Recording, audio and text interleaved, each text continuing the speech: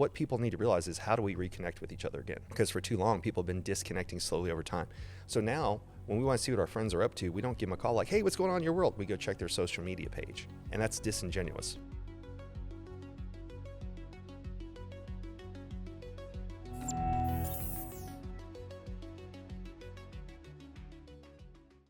Hi, and welcome to another episode of Beyond the Byte.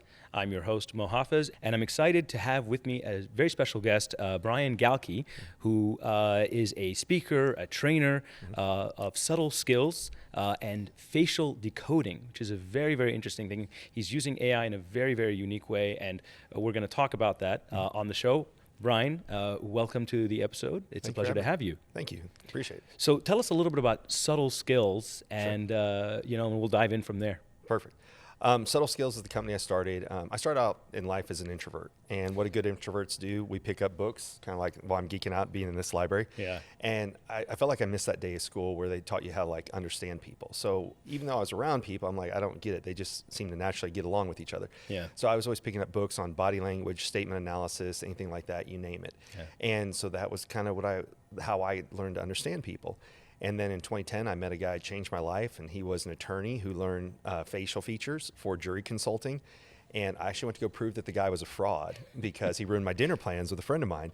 And but I went. I was like, I'm going to prove this guy, he's going to say these generic things like, oh, life is hard, you name it.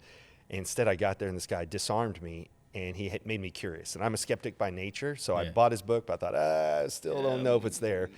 And when I went and started doing it and practicing it, it just changed my life. And it ended up taking me from an introvert on the help desk to a regional vice president of sales with a $40 million book of business.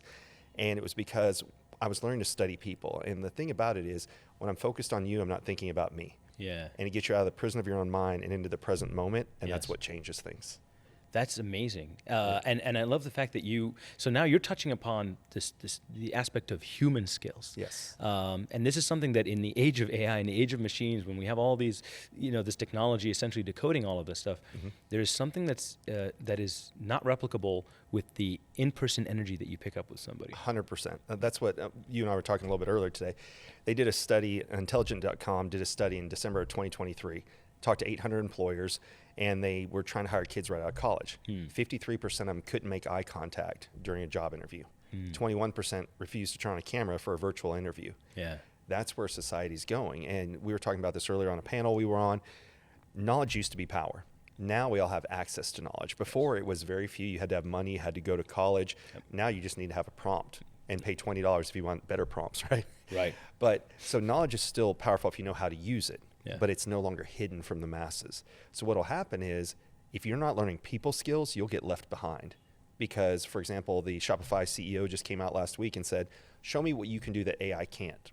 That's AI can send text messages. It can send emails. So if that's all you're doing to talk to people and customers, AI can do that for you. But this right here is what AI can't replace. I think in the age of machines, it's going to get us to connect more with the human aspect of things, right? When we see machines doing things nowadays that we didn't think machines could do, we thought they were just the realm of humans, and now all of a sudden they're like, well, AI can do that as well. Well, now it's like, okay, what separates us? And I think you're a teacher, a trainer of the very skills that AI can't replicate. But I want to challenge that for you. Go for it. So, oftentimes, as you know, companies like that use computer vision models are able to do things like, facial analysis, facial, recognition, and be able to tell what kind of moods they're going to. So in some cases, they can tell this better than humans. Correct. Right? So this is the challenge I have for you now, right? If we're talking about AI being able to do these things, where does the human element come into play? Because we still want to talk to people. So, for example, I was flying here on American Airlines, and I called to change my flight, see if I can get to an earlier one to get here to Vegas, and I ended up talking to the automated operator. What am I asking for the entire time? Get me to an agent, get me to an agent. Yeah. AI can do it, automation can do it, but it does it slower, and we don't feel seen and heard. So, for example, like, let's take a very prominent thing, surgery, right? A surgeon can do surgery, so can the Da Vinci robot. I don't know if you've ever seen that. It's the one that can do microsurgeries and things.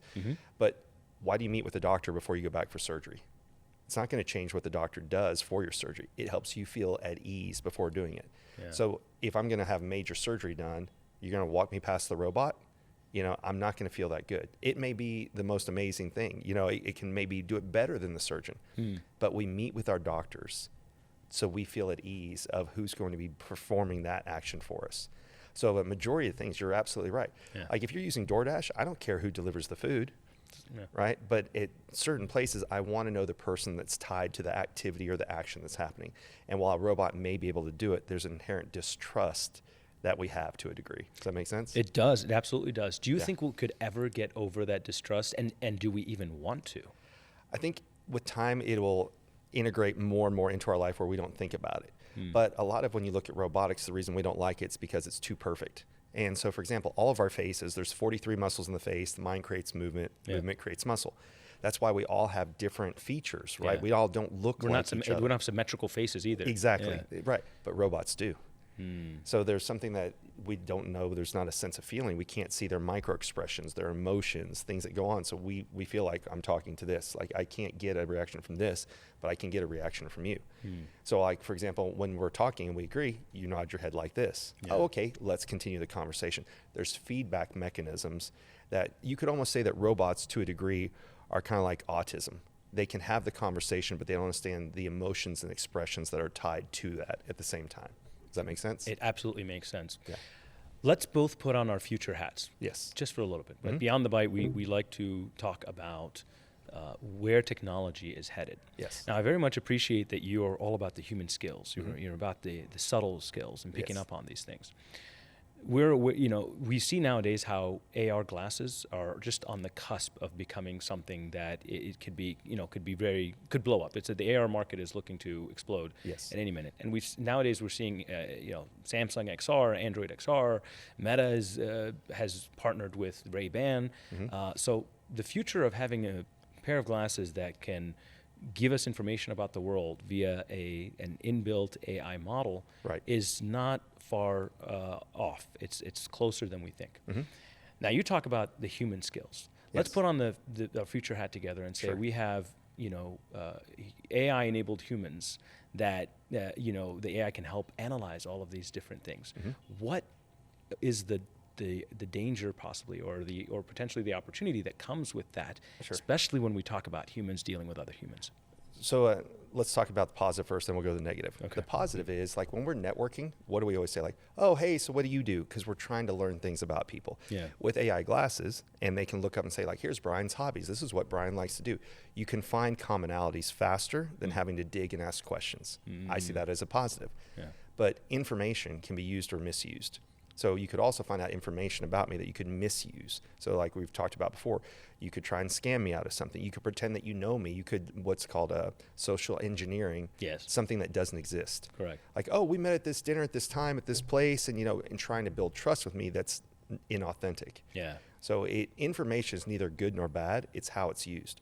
We're sitting in an entire library. Information has always been here for us. It's just how fast can we get it? That's what the glasses are going to allow is instant access that people can choose. Can I use this information for good or can I use it for evil?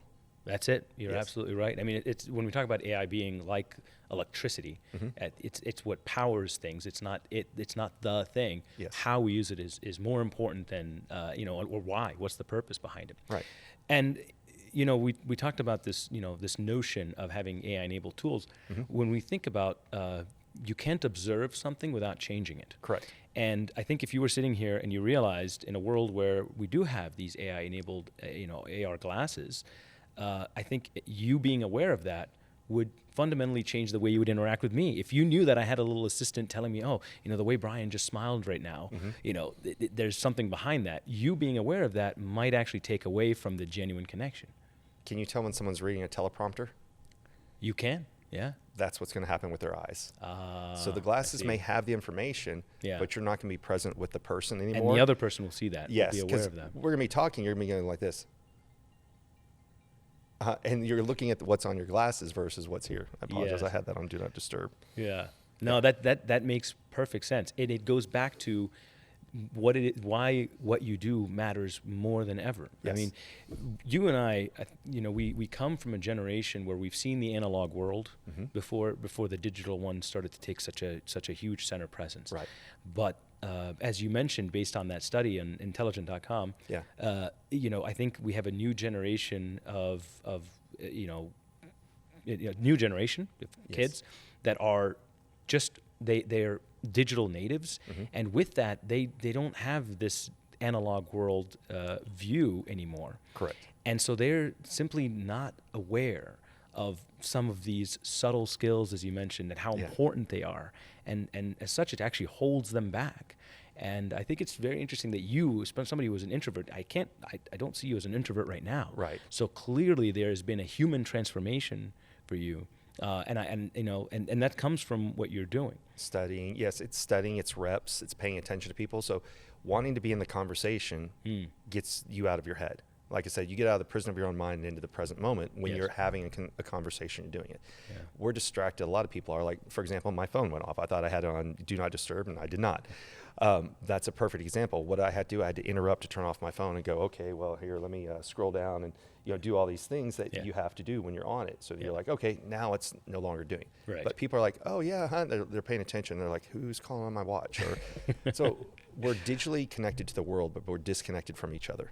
100%. And even having this conversation, like, it just got interrupted by technology. Yeah. But how often do people not care that happens? Yeah. And which takes precedence? Now, I was trying to turn it off real fast as a sign of respect, but like Pavlov's dogs, people are like, well, I wonder who's calling. And they think they're being sly, like, yeah. Yeah, okay. but they're not. Yeah. They're losing it.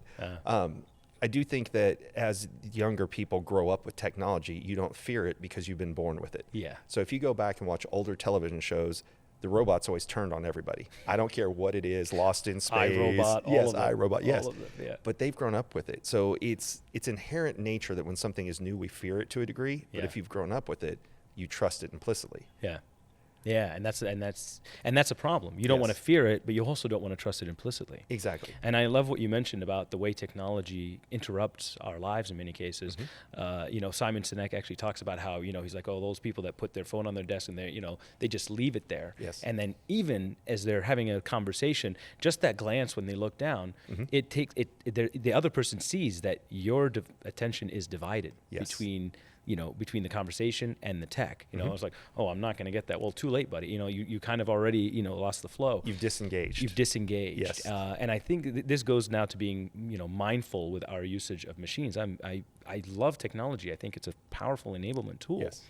But if we're not careful, it will kind of take away from the very human skills and the very human interactions that we have.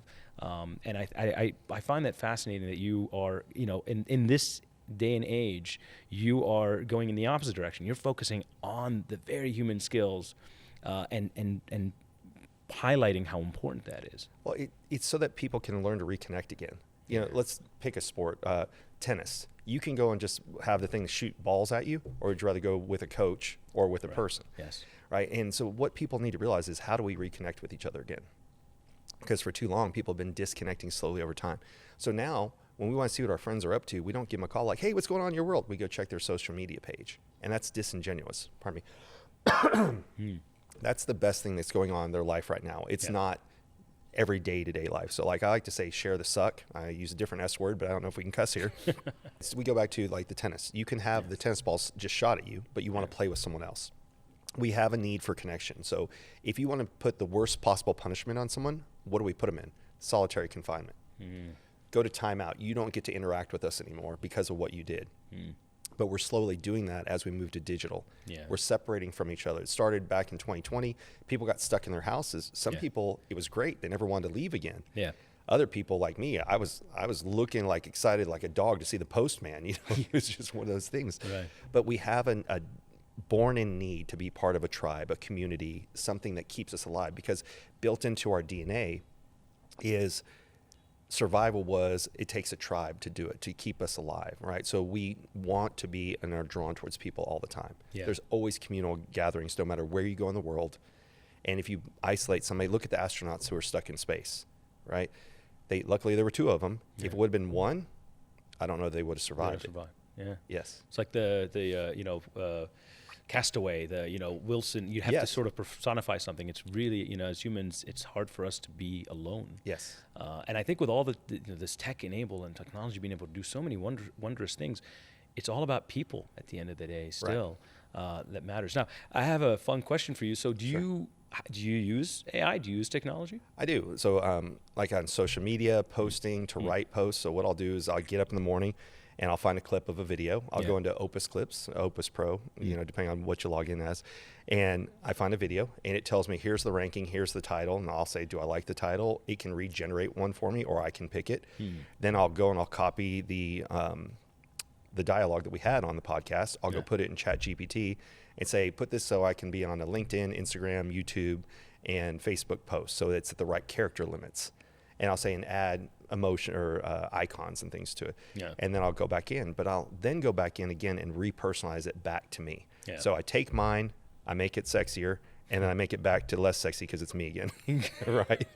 And I know that sounds really defeating when I say that, but when we see it written, we can tell, was it written by the author? Yeah. And so it just helped me expand, maybe make it a little more concise. It's the imperfect that you were talking about, just like our faces. It's not perfect. The AI will spit out a perfect, but you got to make it imperfect in your way. Yes. My mentor, Steve Sims, he talked about one time he was writing a newsletter and he stopped writing it. And he started using AI to write it all. And after about, I can't remember whatever time frame, 6 months, 8 months, a year, he started writing again. And as soon as it went out, one of his mentors reached out and said, glad to see you're back. So people know when it's not our voice, because this day and age, they follow us for who we are. Yes.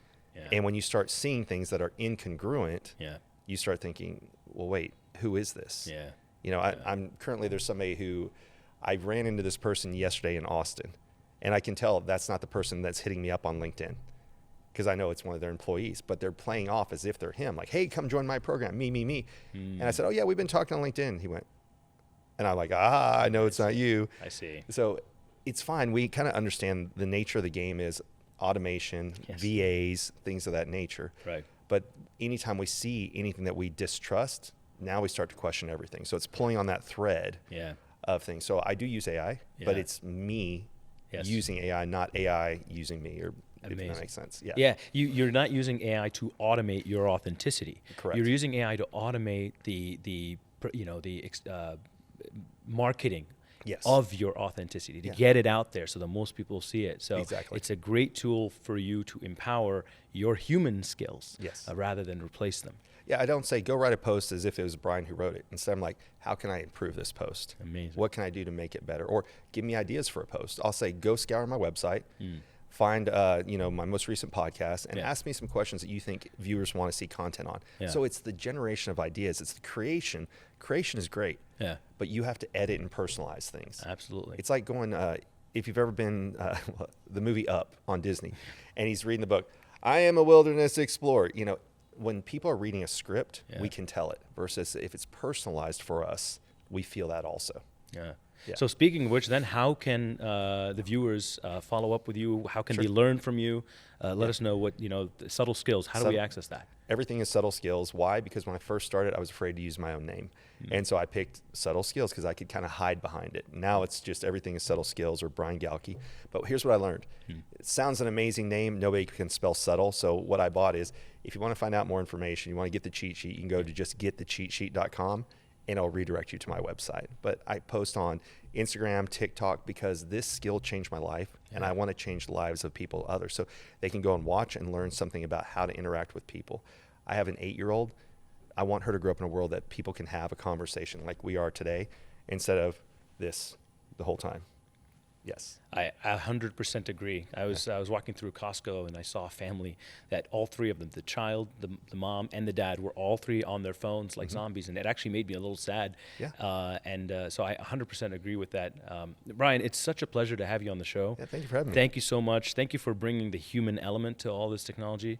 A really, really wonderful, wonderful talk with you. Thank you for putting me in this incredible room. Are you kidding me? I'm happy just being here. It's amazing, right? We're surrounded by books. This is what it's all about right here. And knowledge, but it's how you use it. Absolutely. I really appreciate that. Yeah. Thank you so much for joining me on another episode of Beyond the Byte. If you like this episode, please like, comment, and subscribe. We really appreciate it. It helps the show grow and it helps us get more amazing guests. And as always, stay curious, stay ethical, Thank you.